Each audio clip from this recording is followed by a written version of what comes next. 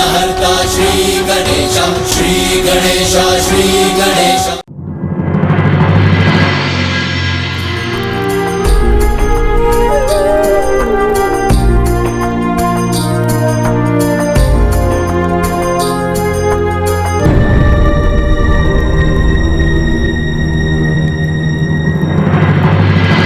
अगर मुझे तुम्हारे विषय में ज्ञात होता तो मैं तुम्हें कभी दूर नहीं रहने देता पुत्री, किंतु अब तुम आ गई हो तो अब अपार सुख का अनुभव हो रहा है मुझे।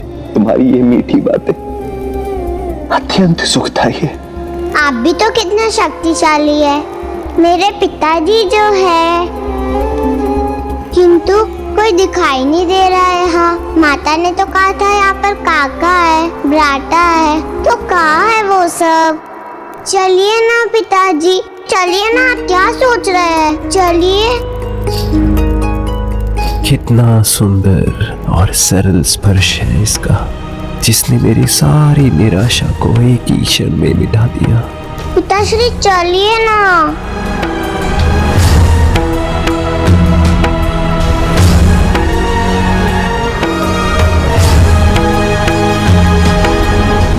माताएं हैं। प्रणाम माता। और वो तुम्हारे भाई हैं। प्रणाम भैया। वो तुम्हारे काका जी हैं। प्रणाम काका।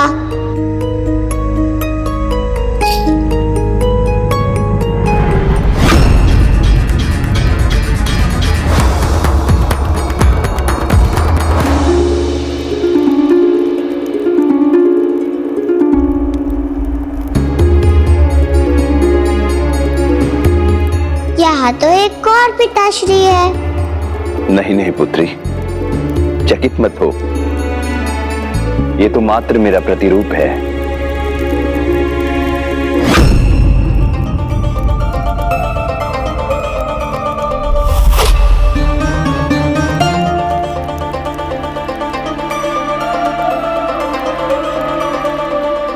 ये कौन है पिताश्री, और इनसे हमारा क्या संबंध है?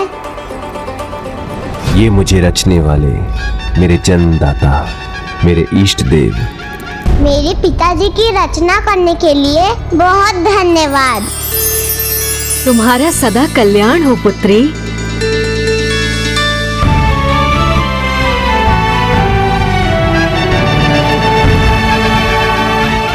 आप तो बड़े विचित्र और बड़े अद्भुत है प्रभु। क्यों? मुझ में ऐसी क्या विचित्रता देख ली तुमने? अपने इन बड़े बड़े कानों से संपूर्ण जगत की सभी बातें सुन लेते होंगे आप। और इतनी लंबी नासिका है आपकी, तो भोजन कहाँ है? ये सुनकर ज्ञात करना तो बहुत सरल होगा आपके लिए।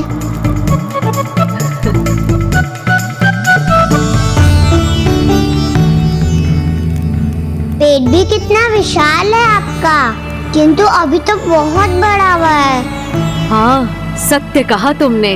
तो फिर और मोदक क्यों खाते जा रहे हैं आप? ये हमारे अतिथि हैं, और अतिथि को मन भर के भोजन करवाना ये तो सर्वोच्च नियम है। इन्होंने भी मुझे वचन दिया है कि जब तक मैं इन्हें मोदक प्रस्तुत करता रहूंगा, ये इन्हें ग्रहण करेंगे।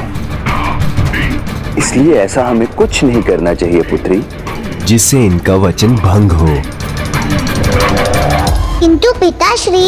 ज्येष्ठ भ्राता, मुझे शीघ्र एकांत में आपसे कुछ वार्तालाप करना है। ऐसी क्या सूचना है बहन धूमिनी, जिसे देने के लिए तुम मेरी तनिक भी प्रतीक्षा नहीं कर सकी? पिताजी ने इनको बहन पुकारा तो ये मेरी बुआ जी है। प्रणाम बुआ जी। अब जाइए पिताश्री, आपका कर्तव्य तो सबसे बड़ा है। आप उनका ध्यान रखिए, मैं यहाँ प्रभु का ध्यान रखूंगी, इनकी सेवा करूंगी। उचित है पुत्री।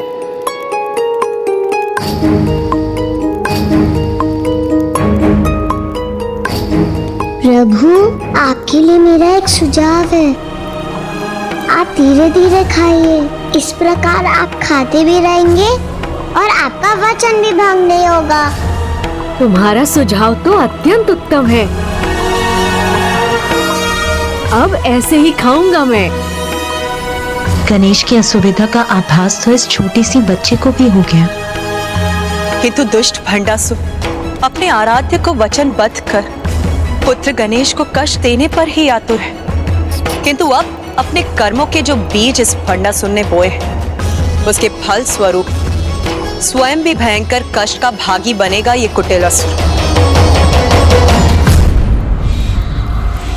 अपनी पुत्री से मेरी प्रथम भेंट में बाधा उत्पन्न करने का क्या कारण था?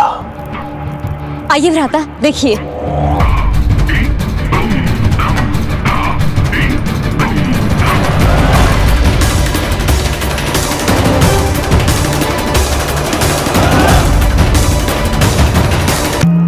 जगराता हो रहा है वहां, तो इसमें इतना विशेष क्या है? ये मात्र जगराता नहीं है भ्राता, विजय का उत्सव है ये, जिसे रोकना अति आवश्यक है।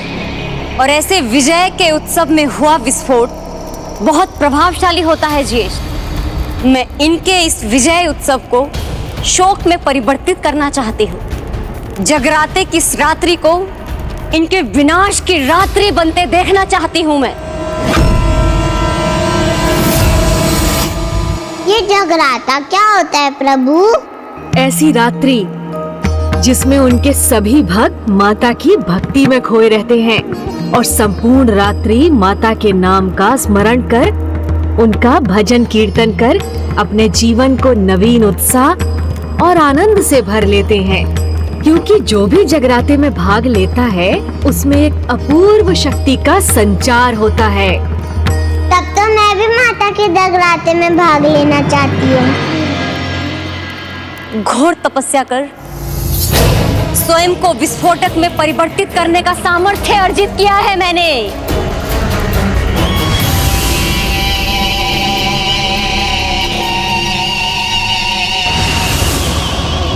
विस्फोटक शक्ति के साथ अपनी काम रूपी शक्ति का प्रयोग कर मैं वहां देवी रूप में जाकर उन देवियों की सबसे बड़ी देवी के आगे भयानक विस्फोटक कर सकती हूँ। किंतु दुर्भाग्यवश विस्फोट के बाद पुनः कुशल होने की विद्या प्राप्त करने में मुझे भी समय लगेगा। और ज्येष्ठ, आप अपनी इस अकेली बहन को अपने अपार स्नेह के कारण इस प्रकार बलिदान कदापि नहीं करने देंगे। इसीलिए तुम बलिदान दो। किंतु ज्येष्ठ,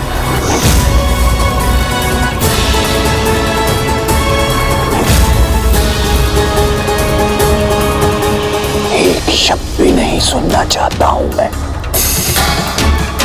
इतना उत्तम उपाय सूझा है तुम्हें तो उसका प्रयोग करो। स्मरण रखना, तुम्हारा ज्येष्ठ तुम्हारे बलिदान को कभी व्यर्थ नहीं होने देगा।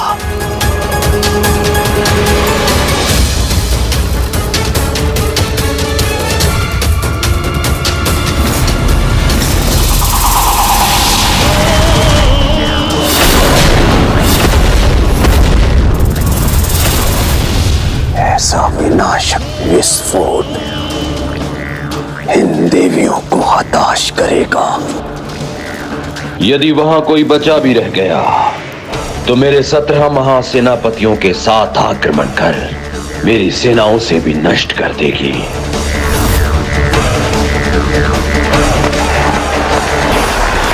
कोई नहीं बचेगा, ना उनका कोई रथ, ना कोई देवी। किंतु भ्राता, मैं भी तो नहीं बचूंगी। आपकी एकमात्र बहन वो भी मृत्यु को प्राप्त हो जाएगी।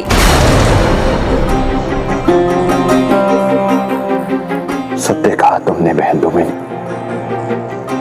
तुम्हारे इस उत्तम उपाय को सफल करने हेतु मैं अपनी प्रिय बहन को मृत्यु के मुख में कैसे भेज सकता हूं? किंतु सत्य ये भी है कि अपने राज्य, अपने राजा और अपने ज्येष्ठ के प्रति इतना बलिदान तो चल जाए।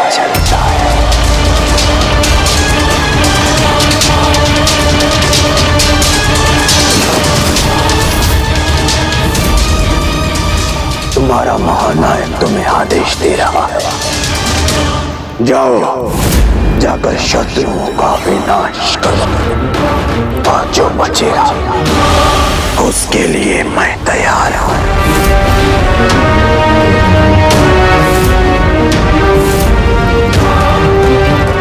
जाओ, मैंने कहा जाओ।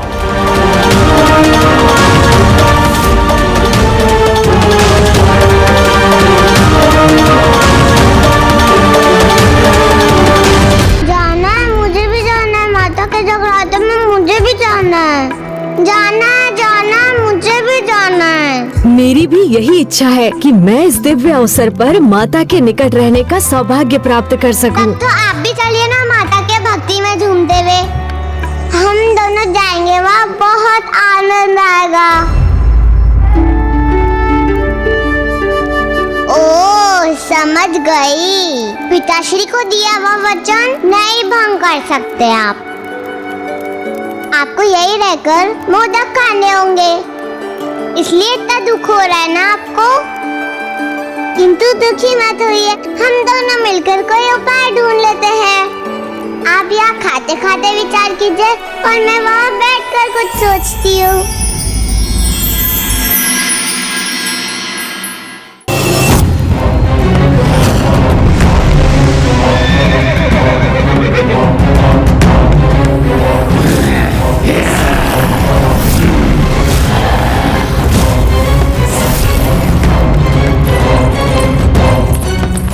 प्रभु महाशिव के यज्ञ के पूर्ण होने से पहले आज की इस रात्रि में इस देवी शत्रु का अंत हो जाएगा और मेरा संकट टल जाएगा।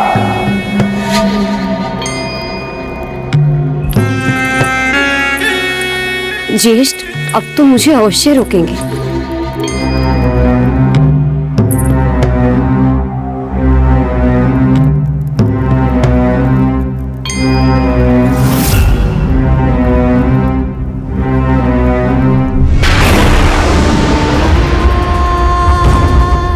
अब मेरे पास और कोई मार्ग नहीं है।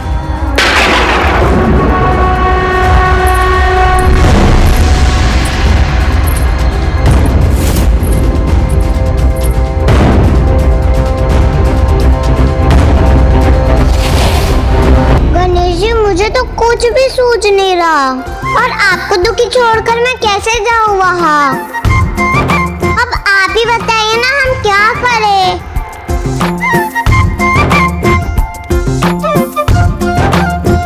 मेरी सहायता। आपकी सहायता प्रभु?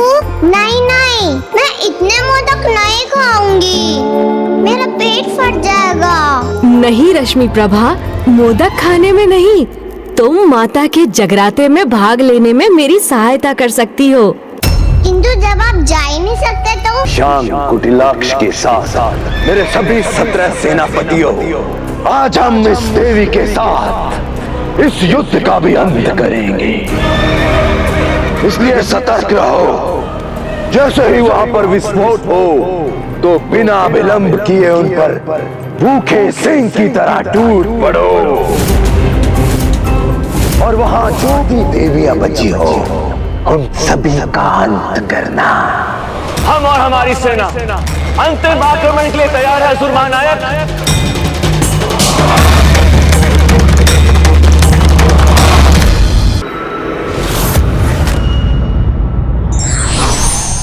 घृणा का एक पल भी व्यक्ति को इस प्रकार नेत्रहीन कर देता है कि वो प्यार भरे 100 पलों को भी नहीं देख पाता।